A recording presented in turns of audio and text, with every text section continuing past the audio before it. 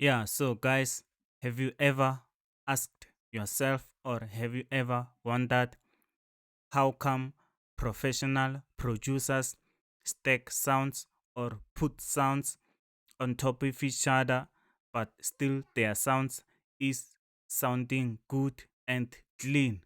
So, in this video, I'm gonna show you can be done, how this can be done in two ways, which is a process called side chaining in music production. So I have a kick and bass here.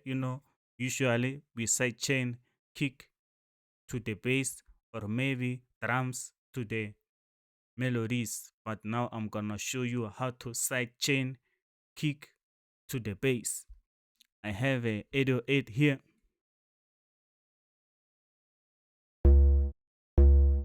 and I have a kick here. I'm gonna stack them on top of each other.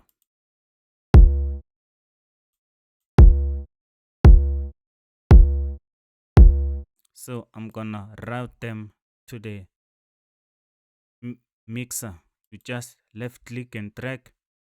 Then you go to your mixer, you go to channel number one, you go to, therefore you right click channel number one, you go to channel routing, you go to the second option. So there are two ways to do this. There are two ways to do this. The first one is adding is the first one is going to your kick, and you see you left click your kick, the green bar is on your kick.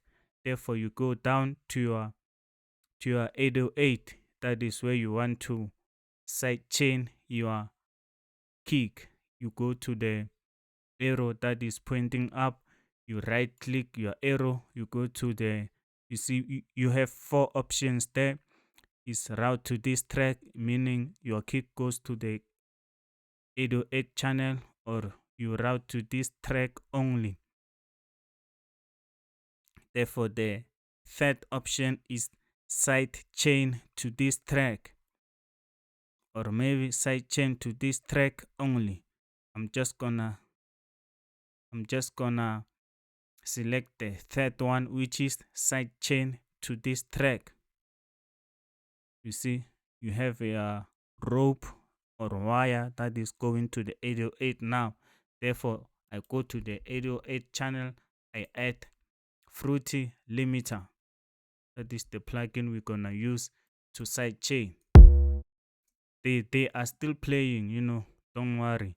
Therefore I go to the, now we are in the limiter side, but we want to go to the compression side, which is written comp.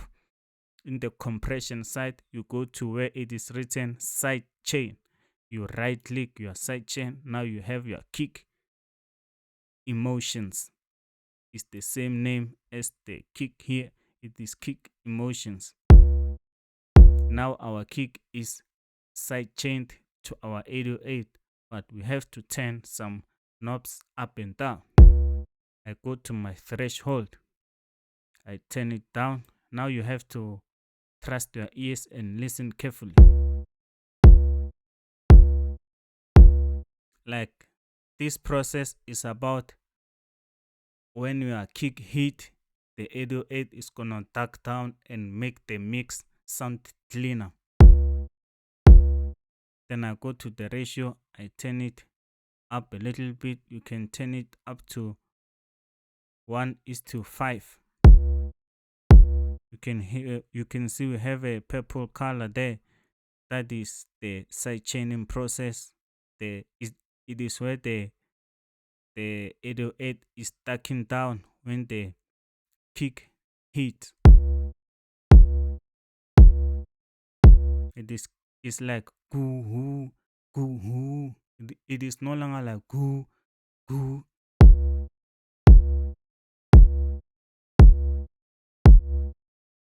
Let me turn it up let me turn all the way up so that you can hear what I'm talking about.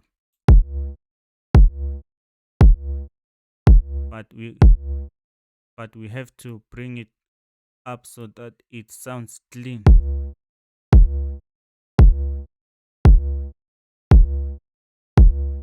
Yeah, that is the first way how you do it. You can also do it this way, which is more like advanced and professional way.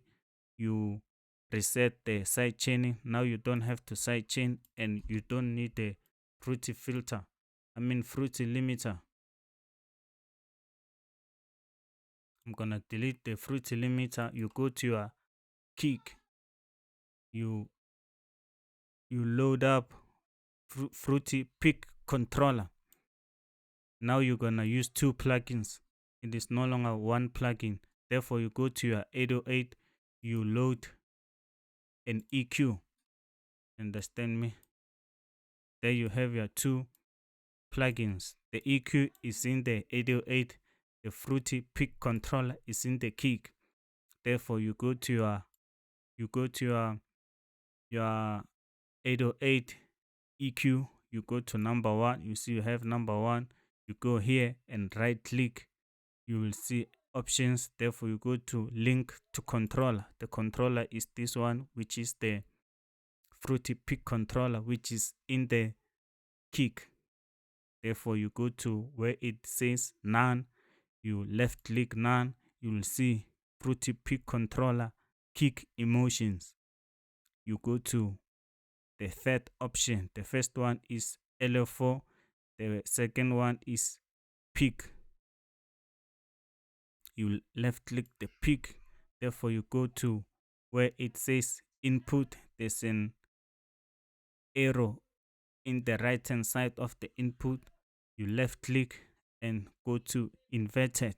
You have whole lot of options, but the one you need is inverted, which is right under default. You left click in the inverted.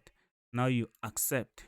Look what happened to the option one here. It is going up and down. Now you go to your fruity pick controller, to your bass, you put it on 50%. You can see the percentage here or here. You put it on fruity on 50%. Now you play with your volume.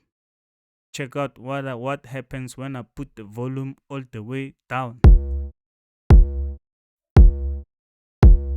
It is making the 808 to duck down as a whole, but that is not what we want. You have to turn it up maybe from 60 to 40 depending on the sounds that you are working on.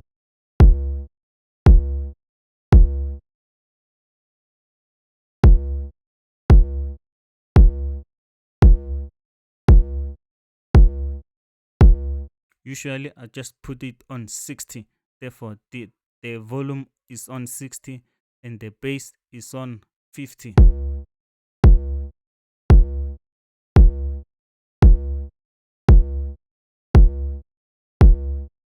Yeah, and so guys, that is how you stack your sounds on top of each other. You know, this process doesn't really apply on kick and bass only. You can just use it when you want to stack sounds on top of each other and you want the other sound to be outstanding and really cut through the mix. Yeah, so there you have it guys. Don't forget to subscribe, you know, like the video. I'm all about showing you guys how to utilize and take advantage of the stock plugins that come with FL Studio. You know, I don't like the third party plugins like that because I really believe in FL Studio stock plugins, because usually the reason why people go download other plugins is because those plugins are just basic. You just load them and they sound good on the go. Therefore, the FL Studio plugins, you just have to play around with them and learn how to use them. Then you will see that these plugins are powerful, man.